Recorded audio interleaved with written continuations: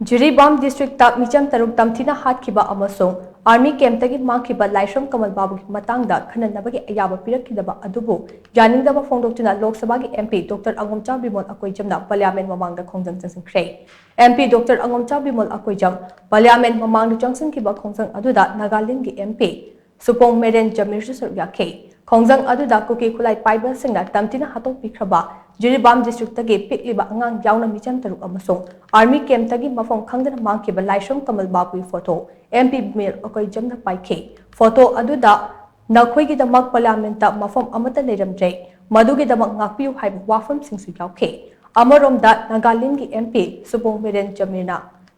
take corrective measure to restore peace and normalcy in Manipur haina thaba placard amasu sizinake Khongjang aduka mari lainana MP Dr. Angomcha Bimol Akoijam na hai thaudok ani asigi matang da parliament ta puthoklaga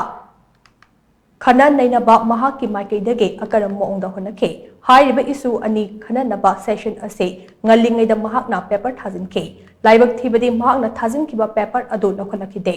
madugi da mahak nuaitaba fawi adubu mahakki matungda atai MP singna thajinkiba paper singde khannanabagi lokhalake Parliament ase karamba moongda chalaidibano haibase khanbada angako fawe phibam asida Manipuri isu makhoina khanaba pamde haibase mayek sengle Manipurda thokliba aruba bathok asigumbade Parliament ta khannanabagi open oina thamfam thokpane Manipurda thokliba irang ase hawjikte top mayon amada chatharakle hostes ka chap manaba moongda nupi angang fajinduna thamba amasung tamthina hatokpagi thawum chatharakle Amarom da khwaidagi safare haina khanariba Army Camp tagi Meecham ama mangkraba faubada Union Defense Minister amasung Army gi atai makok thong official sina ngasi fawu wafam amata phongdoktuna leire masi pumna mak parliament ta pukhatna bokona khibani haina MP Dr. Angomcha Bimol Akoijam na makha tada ningamdaba wafam sing phongdokhe